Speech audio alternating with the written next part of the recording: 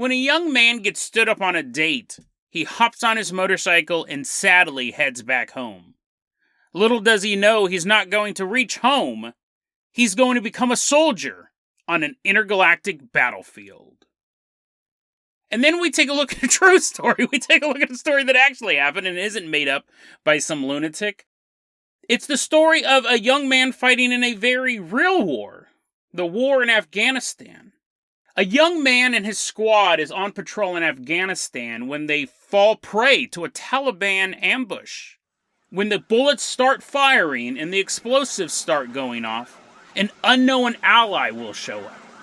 An ally that may lie inside all of us. Today on Dead Rabbit Radio.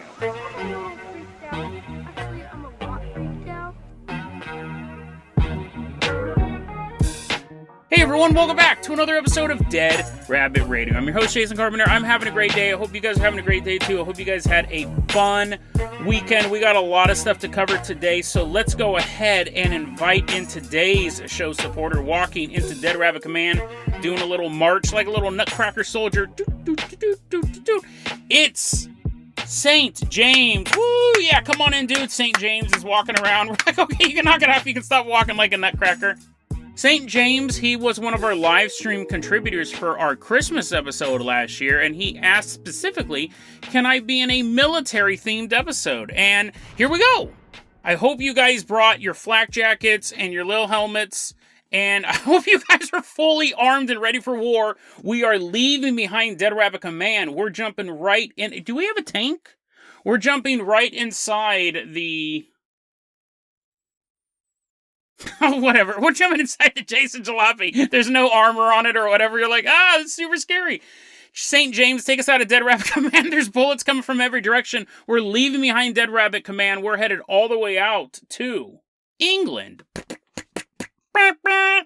I figured for Memorial Day, people always want themed episodes. I don't know why you ask so much of me. I don't know why you guys ask me to do a particular content on a given day. And usually I forget. Usually it's like Santa Claus has already given me my gifts and I was like, I was supposed to do a Christmas episode. But Memorial Day, I remembered 10 minutes ago. So I quickly found some stories that I had floating around in my to-do folder. These are really good ones. These aren't like leftovers or anything like that. I really want to do these, but we get them do them on Memorial Day. That makes them extra awesome. And the first veteran we're going to meet is a man who was introduced to me by one of our regular contributors to Dead Rabbit Radio, a longtime listener of the show, Alexandra Watts. She recently sent me the saga of a man, no, a hero, known as Russ Kellett. Nowadays, he's 58 years old, and he's living in the town of Philly in North Yorks. But he wasn't always 58 years old. Did you know that? Did you know people's age changes every year? This is the saga of Russ Kellett. 30 years ago, he's 28 years old, and he's at a bar, or a public house. He said he was at a public house. I'm assuming that's like a British term for a bar, or maybe he was at a house that everyone lived in. I don't know. Didn't research that. What, didn't sound spooky? So I didn't bother researching that. He's at a public house and he's supposed to meet somebody. And they stand him up. They never show up. So he's sitting there either drinking a drink at a bar, at a pub, or he's lounging in someone's house. And they're like, this isn't one of the public houses, dude. This is a private house. And they're chasing him off with a broom. Either way, Russ Kellett is sad. He's sad. This person he was supposed to meet to either do breaking and enterings or have a drink with didn't show up. So he gets on his motorcycle, revs it all sadly and stuff.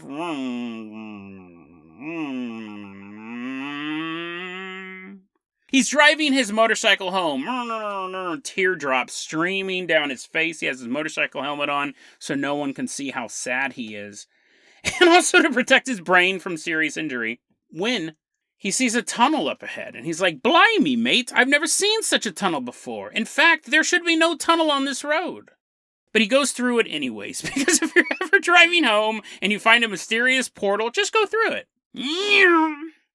He goes through the tunnel, and instead of the other side being more of England, so he could drive home, he drives into a room he can only describe as like a dentist office. So, comes to a stop on his motorcycle. He's like, whoa! And there's like a chair there. And there's a bunch of, like, medical tools and stuff like that. And he's like, oh, man, that's not supposed to be through the tunnel. And then he sees what... I'm going to put all my cards on the table right now if you guys haven't been able to tell. I think he's making all of this up. This guy has been in the game for 30 years. Russ Kellett, if you're listening to this and you're excited to hear your story, you're like, oh, this is going to be awesome. I think he's making all of it up. I think he's totally making all of it up. And I'll go through why, but here's a good starting point, because otherwise you'd probably shut off the podcast if I said this sincerely. You'd be like, Jason, this guy's clearly making it up, and you're falling for it. He drives his motorcycle into a dentist office, and then sees what he describes as, quote, 15-foot-tall alien men that look very much like Dracula. And you go, Jason, maybe aliens are... that would make sense, right? There's stories of aliens sucking loosh out of people, or aliens being some sort of parasitic being. Maybe aliens do look like Dracula. Let me ask you this. If I told you I walked into a room... Forget the 15-foot tall. If I told you I walked in a room and there was someone who looked like Dracula, what do you imagine? Like, what's the first thing you would think of when you would think of Dracula? Or just a vampire in general, right? Let me finish this quote now. So you have that image in your head.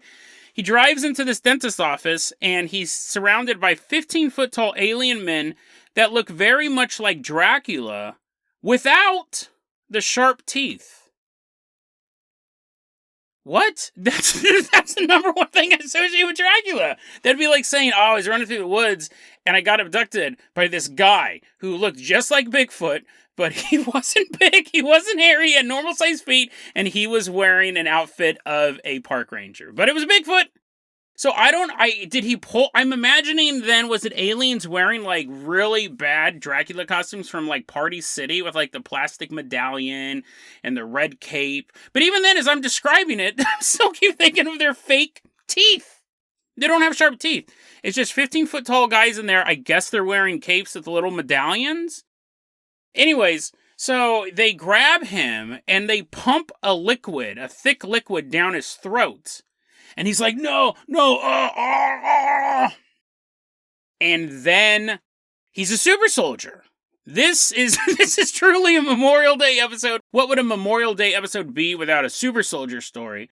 These 15-foot-tall Dracula rejects with no teeth give him this liquid and he becomes a super soldier. And then they're like, they don't give him any instructions. Well, as far as he quote-unquote remembers. He conveniently keeps forgetting stuff. People are always... This guy's a master of publicity. Whenever he says something, there's like 10 different articles about this. Because when I tried looking more into this guy, I had to put like Google filters to only search specific time ranges.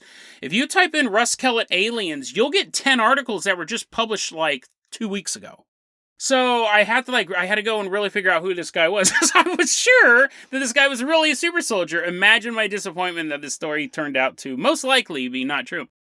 He says they pumped me full of liquid, and the next thing I know, I was in like this hangar area, and there was like these spaceships there, and we're like walking onto the spaceship, and I turn around, and I'm like, where am I? Where am I? Because that's what you do, right? When you're being forced onto a spaceship, the first thing you want to do is see what's behind you. There's a spaceship in front of you. He's walking up the spaceship. He's like, that's lame. He turns around, and standing behind him, or depending on the story, he's told multiple versions of the story. I guess sometimes he's behind him. Sometimes he sees this guy from like the next ship over or whatever. He's looking through a porthole and he sees the other ship fly by. He turns around and he sees Robbie Williams standing there. Not Robin Williams, which would have been far more entertaining. Robbie Williams. He is a British... He's basically like the 90s equivalent of Harry Styles. He was like in a British boy band called Take That or Take Two or something like that. And then he became his own dude. He broke off from the mold. They were all conjoined quintuplets. He sawed his way away from them one night and became Robbie Williams. And he had a couple hits in America. I think he's still a real big deal in Britain. And he goes, I know you. You're that boy bander guy. And the aliens are like, eyes ahead, eyes ahead. And he's like, okay, I'll look ahead of this massive starship that I've never seen before. I've seen Robbie Williams before. Seen him on the telly. I've never seen his spaceship before, but for some reason I find this dude way more interesting. And then he spent the next 30 years on and off fighting an intergalactic war versus the Dragos. These are reptilian creatures. Now, I know what you're asking. Why would a 15-foot tall alien race need to get a bunch of 5'8" people to fight giant lizards? He doesn't answer that question either. But he goes and he fights these wars. Now, these wars aren't just in other star systems, although he does say that. And if you ask him, whoa, where did you fight? And he goes, I don't remember that. He has no details about anything that you'd really want to know. But he does remember, apparently, he fought in Europe and the UK and South America. Boring. I mean, real people do that. Real people fight there. Tell us about the space wars. He doesn't remember those, though. He says that time is different when you're in a spaceship, which is probably true, right? Einstein's theory of relativity. If you're ever abducted by 15-foot tall Dracula knockoffs, time will be different. That was Einstein's theory. He said that when you're fighting these Dragos, when you're in space or whatever, 4 hours on Earth is 4 years up there. Okay, I'll actually accept that as possible. We've talked about lost time and how that works, and just time, the way time works in general is weird. Fine, I'll accept that. He then, though, he actually says that he does this. He's at work. He does have a day job. I have no idea who would hire this guy. His resume must be hilarious. He has references. It's like 15-foot tall alien. You're like, can I call him? And he's like, I don't remember the guy's number. But he exists.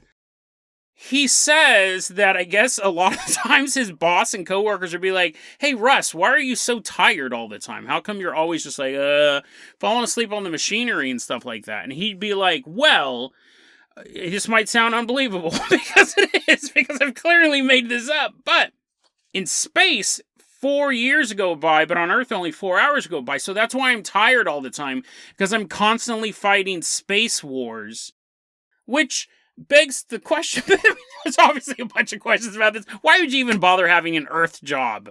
How come they're not paying him space money? Anyways, his whole thing is that's why I'm tired at work all the time, because I spent the last 4 years fighting. It's only been 4 hours to you, but first off, this dude would look like he was the oldest man alive. Secondly, I would say, I'm sure, okay, let me assume that I'm an idiot. I believe your story. Are you telling me in those 4 years you never slept either? Like, you would get a good night's sleep over the course of 4 years, right? You get to sleep. You get to rest. It's not like he's awake for 4 years, I'm assuming. That's not an excuse I would take as your boss. I'm just saying, Russ, if you ever try to get a job with me, I will not accept that as an excuse, that you were fighting a space war. He's actually written 2 books that I could find. One is a classic, a UFO classic, called Russell Kellett is E.T. Writer.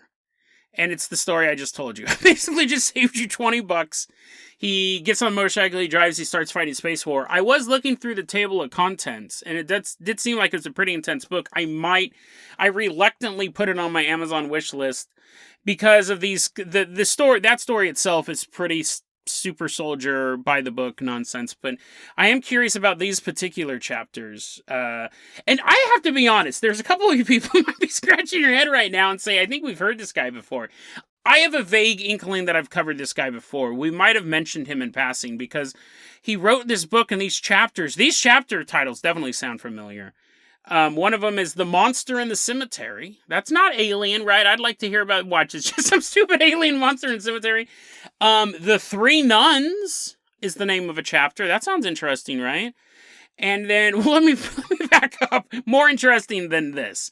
I want to see what happens with the 3 nuns. Are they alien nuns? Are they sexy nuns? Are they nun ghosts? Who knows? Maybe the 3 nuns are the people who stood him up at the bar. He's still writing about that in this book, in Intergalactic Conquest. He's like, why didn't they go? Why didn't they show up? And then the ninja. Like, that does sound evocative, right? A super soldier fighting a ninja. Now, it would only be a cool chapter if it was a real super soldier, which we know Russell Kellett isn't, versus a real ninja. I would also be willing, though, to watch someone who thought they were a super soldier versus a real ninja. I'm either or on that. Real super soldier, first real ninja, or fake super soldier, first real ninja. I'm totally down. You guys are thinking, Jason, how can you be saying that this stuff's fake? You're constantly just pulling weird stuff off the internet. And you're right, right? Like, I pull something off the internet and someone said they saw a phantom hand peeking around the corner, and you don't go as hard on that. That's true. That's true. And I got to give Russ Kellett, he does have a little bit of proof. He does have a little bit of proof. Because if you read the Daily Star, which I highly suggest you don't, it's a tabloid, it's entertaining, but nothing is ever true in there. And considering this is the first place I saw Russ Kellett, that should say something. They do show that Russ Kellett has proof. This is actually a quote from the Daily Star article. Because you want proof, right? I want proof.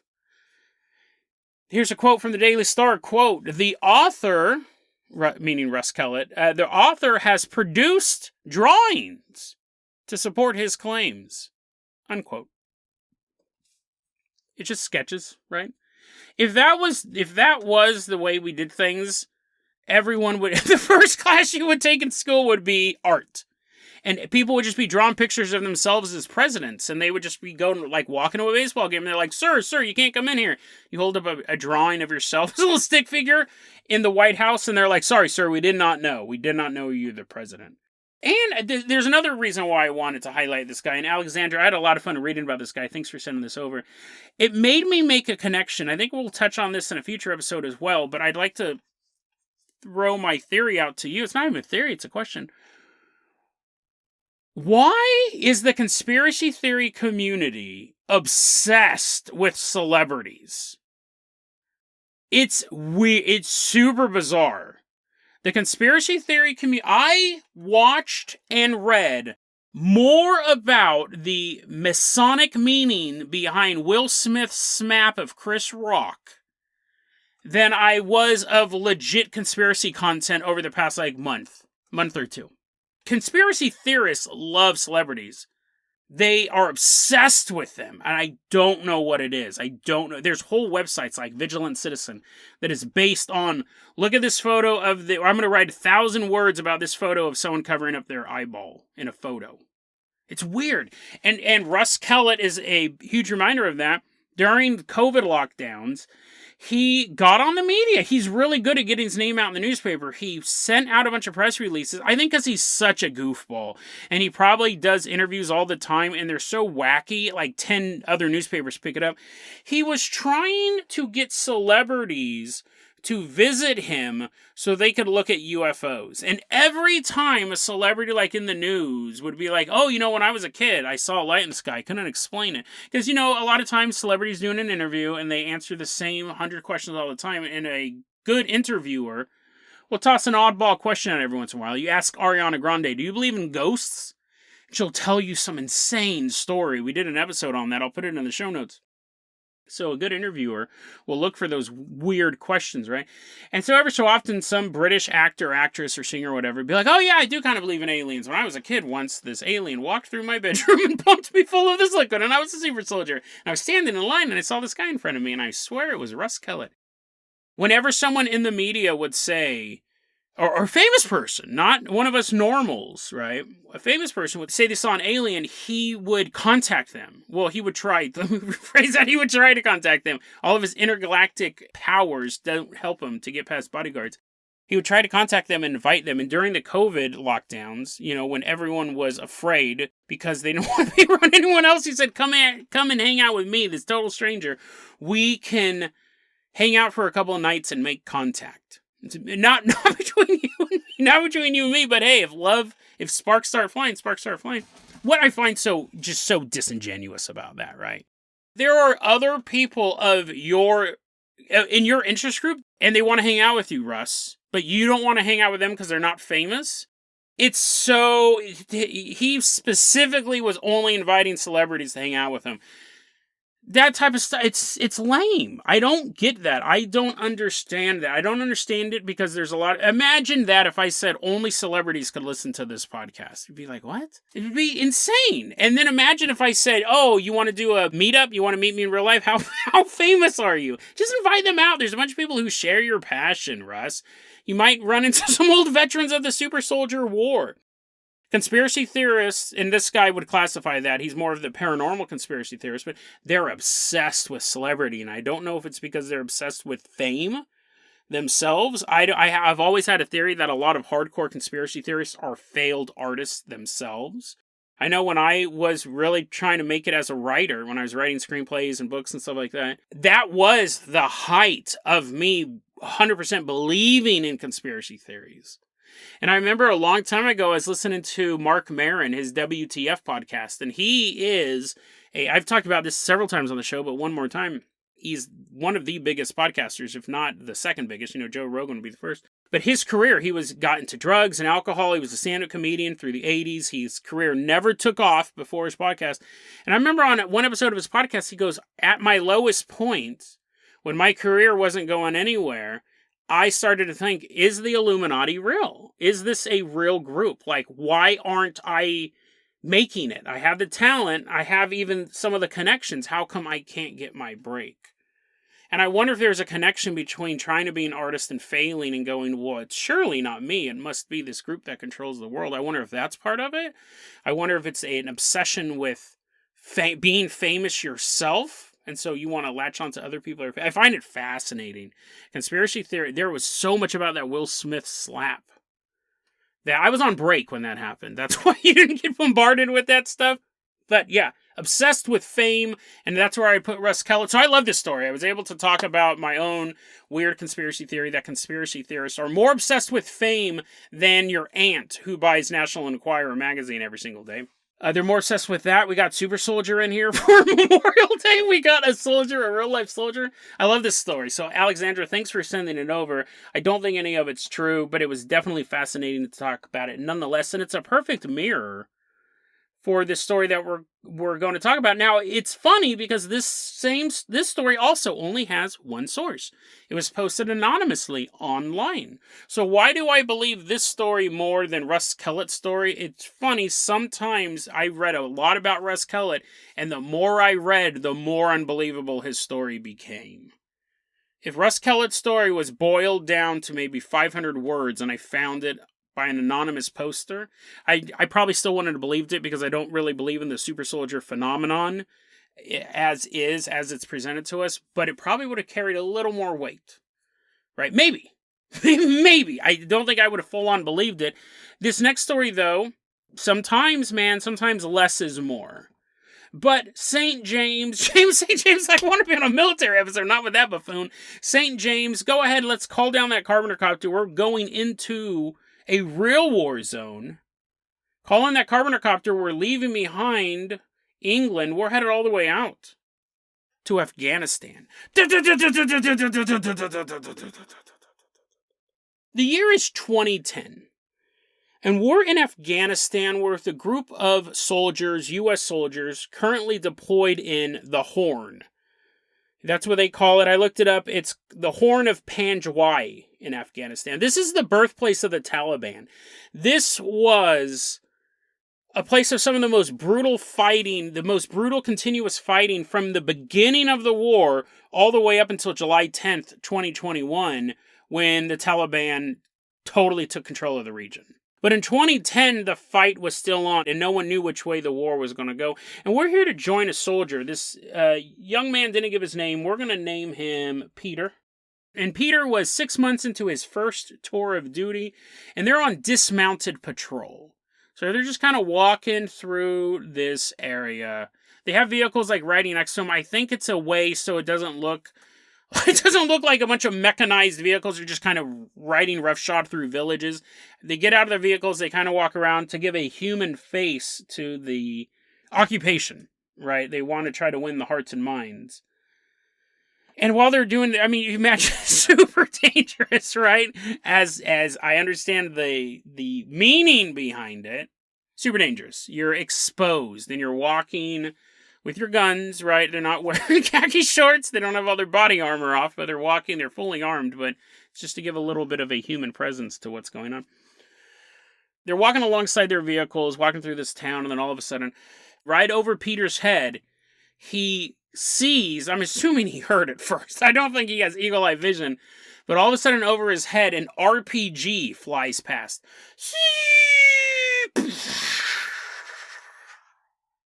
Go! No! Something blew up, Peter says, and his commanding officer is like, go that way, go away from the explosions and stuff. So Peter's like running, and all of a sudden, they're just under attack, right? The Taliban launch this RPG. They're shooting at him with rifles. And Peter's like, good, 10-6, 10-6. I got people shooting at me. And he's like talking on his radio and stuff. And all these other guys are doing the same thing. It's super chaotic. Everyone's talking to the radio at the same time. The commander's like, one at a time, guys. Peter takes a position, takes a firing position. He has his saw. He has that big machine gun that you often see in movies and or in your job if you're in the military. And he gets behind his saw machine gun and starts going, not just making the sound effect. He was shooting bullets out of it, and the Taliban's like, And they're like running and stuff. But this isn't the end of the battle. I mean, people are just shooting at each other. People are running. Everyone's talking at once. It's total chaos. And then all of a sudden, Peter is blinded. He says that this bright flash of light washes over him. And not only is he instantly blinded, he's deaf as well. He's laying on his back. He can't see. He can't hear. Now, if that happened to you, like just walking to the store today, you'd be pretty alarmed, right? If you're walking into Walmart and the next thing you know, you're on your back and you can't see or hear anything, you'd be alarmed. And you would think, oh no, something must have happened, like maybe something medical, or maybe I was blinded by the great deals at Walmart. But in a war zone, I mean, like at Walmart, the worst thing that's going to happen to you is maybe someone will hit you with their shopping cart as you're on the ground. In a war zone, you're pretty much toast. If all of a sudden you're blind and deaf and on your back, you're not going to make it. And that's probably going through this dude's head as well. And what had happened was an RPG exploded right in front of him. A rocket-propelled grenade blew him back, rendered him senseless. And he's laying there, and he's bleeding out. And he said it was so painful. The sensation of what was going on was so incredibly painful. All I wanted to do was to fall asleep. I figured if I fall asleep, I won't be in pain anymore. And all of a sudden, as his vision is starting to return, he sees a soldier running up to him. Peter, you okay? Come on, I got you, buddy. And he is like checking him. He's like checking his wounds. The soldier's like looking at all the wounds. He's like, I got you, buddy. Get up, come on, get up. And Peter gets picked up by this soldier, and gunfire's still raging from all sides, and he like gets his, like you see in the army movies. And or again, you might do this in real life if you're in the army. You do that army carry where the guy has his arm over your shoulder and you're kind of like dragging him or carrying him as much as you can. And he's like, we got to get you to the, over here. We got to get you to this place where they're not shooting. I mean, that would be preferable, right? There's a medical vehicle. It's called like a MRAP, a mine-resistant ambush-protected vehicle. They left the V off of the acronym. They get into this, and this is like a place to be safe. This guy drags him to the ramp and drops him, and then rejoins the firefight. The next thing that Peter remembers is he wakes up in a field hospital. He's like, oh man, what in the world happened? He's like all bandaged up and stuff. And the doctor was just standing there the whole time. That's his job, to dramatically stand there. So when you wake up, they can tell you everything that happened. They go, well, Peter, you got shot at, and then this RPG went off next to you, and you got a bunch of shrapnel in you, and you were bleeding out. But we took all the shrapnel out. Well, let me rephrase that. We took most of the shrapnel out. You might have trouble going through metal detectors for a while, but you're going to be okay. It's like, oh, yeah, thanks, Doc. And then the command team comes in, and they're talking to him. And they go, hey, we won the battle, by the way. The Taliban aren't ready to overrun this hospital. We won the battle. But they go, yeah, it's really weird. From what we understand, you were sitting there, like there was a bunch of witnesses to this, right? That RPG went off in front of you, and you fell on your back. And then you just stood up.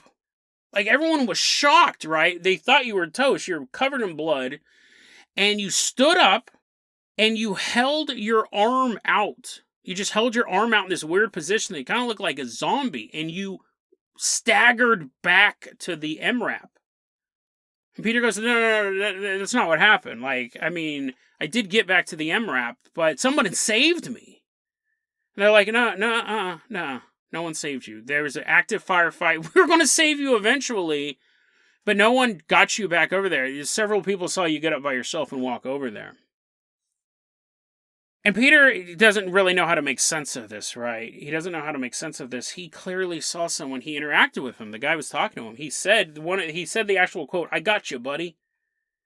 Carried him over. A couple years later, Peter's at his grandparents' house, and they're reorganizing stuff, right? They're trying to make use of another room or just kind of get everything kind of cleaned up. And Peter's going through boxes of old photos. And he's looking through these pictures, and he sees these old family photos, and he looks at one, and he goes, "That's the guy. That's the guy who saved my life in Afghanistan." He's looking at this old photo, and he can't figure it out. That is clearly the man who saved him in Afghanistan, and he talks to his grandpa Mike about it, and he goes, "Hey, who is this? Who's this a photo of?" And Grandpa Mike goes, "Oh, that's Donnie. He was your great uncle." That's not answering any of my questions. He's in this old photograph, but he saved me in Afghanistan. He saved my life. And Grandpa Mike explained, he goes, "Donnie is dead. Donnie has passed away. He passed away a long time ago, but he passed away a war hero. He was awarded the Bronze Star with Valor back in World War II. So Peter has told the story that his great-uncle Donnie served in the 32nd Infantry Division in Papua New Guinea. It's 1942, and him and his fellow soldiers are under heavy enemy fire. And one of Donnie's comrades gets shot.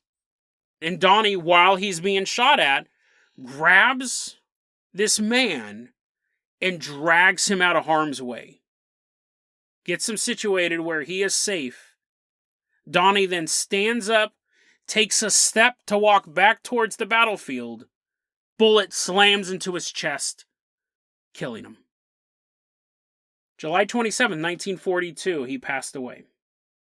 And Peter's sitting there looking at this picture. He's heard this story, and he couldn't help but truly believe that his great-uncle Donnie had fought in a war long after he had already died to save a young man he never knew. It's an interesting story. We talk a lot about guardian angels on this show. And this is fascinating to me. I think this is actually beyond the guardian angel phenomenon. To me, this is ancestral spirits. This is like what so many religions and cultures can be based on, is this idea that we are all connected. Your bloodline is so important that it carries through generations. It carries past time. Absolutely fascinating, because we have that idea of it. We have that idea of ancestral strength, that who you are is who you came from. We have a guy who died saving someone's life, and then in reality, in this story, he saves someone else's life, and both times it ends the same way. He turns around and leaves. Now, the first time he turned around and left permanently. He was killed. He was killed on the spot, but the second time, Peter never saw where this soldier went. He did say that the soldier who saved him, he thought it was weird because he was wearing an older style helmet. That was something he did observe when he was being helped by the soldier, but you're not gonna criticize his fashion choices. Your life is being saved. But I thought that was interesting. The circumstances was the same. So was it? We talk a lot about ghosts and them being recordings of them reenacting events. Was this so much a thing of Donnie being this ancestral guardian of Peter, coming to this time when Peter needed him the most? Was it also simply a recording? Because the event was the same. It played out the same, but it was spread across, 60, 70 years? So it's an interesting ghost story as well. It's a guardian angel story with the ancestral spirit to it. This one, the words, "I got you, buddy," he could have said that in 1942 to this other young man. And hoisted him up and dragged him back and dropped him off and then took a step and got shot. And then in the future, it plays out exactly the same. "I got you, buddy." He takes from the vehicle. He turns around, and then no one saw him. No one saw him at all except for Peter. Fascinating as a ghost story. Fascinating as a story of an ancestral lineage. I also want to say this, and we'll wrap it up like this. I find it so fascinating that as a species, maybe, definitely as governments, we're constantly trying to find the newest weapons of war to fight with. We're like, okay, planes were cool and all. Let's make it jets. There we go. Jets are cool and all. Let's make a drone. Well, drones are cool and all, but what if drones flew themselves? What if they didn't have a human controller that could hesitate? We're always looking for the newest weapon. Maybe we should go backwards. Maybe we should go backwards. Hear me out. Hear me out at this thing that I just thought of. What if, instead of... Now people are like, I'm just going to shut off the podcast, Jason. You're going to go on for 5 minutes about some ridiculous thing that you're going to keep adjusting because you realize how dumb it is once you say it. Hold on. Before you hit the button, before you shut it off.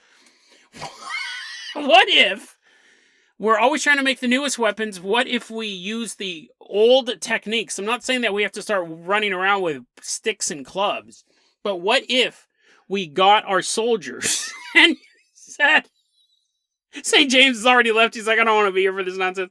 You get soldiers and you go, have any of you had anyone close to you die in a really, really action-packed way?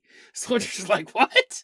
And the army's like, because what we're looking for is we're going to put together a secret team of soldiers who have ancestors who died in battle. And then, because see, that way, let's think about it this way. Right now, if you put in a bunch of U.S. Army troopers versus a bunch of Russian dudes, right? We're fighting over Alaska.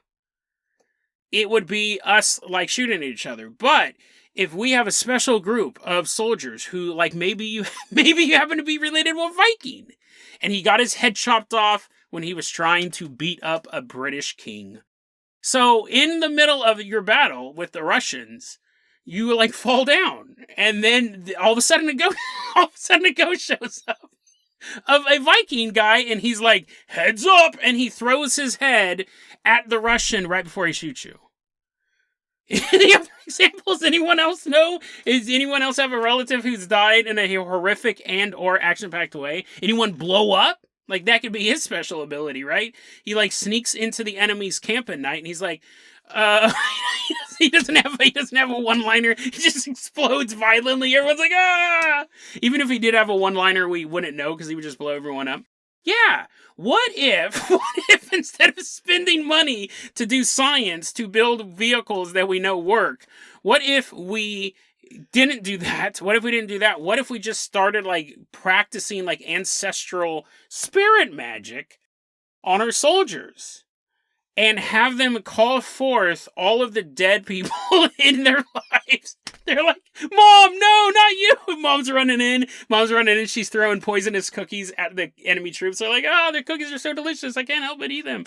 You obviously would have to have some requirements, right? You wouldn't want to have just regular old ghosts, just like Casper goats floating through walls. They're like, dude, I'm a ghost. I can float through the wall. I can tell you what the general's saying. They're like, that's too boring. Do you happen to have a guy who got stabbed to death and now he has, like, swords come out of his hands and he's like, heads up, and he just chops the heads off people? I don't know. The point is that I don't see why we don't do that. We know that might work, right? People have been calling on their ancestors to help them out through battle for ages. Drones have only been around for like 50, 60 years. So that is what I will, after doing this episode, I will write a letter to Congress asking for $1 billion to steady my theory. But until then, deadrabbitradio@gmail.com is going to be our email address. You can also hit us up at facebook.com/deadrabbitradio. TikTok is @deadrabbitradio. Dead Rabbit Radio is the daily paranormal, conspiracy, and true crime podcast. You don't have to listen to it every day, but I'm glad you listened to it today. Have a great one, guys.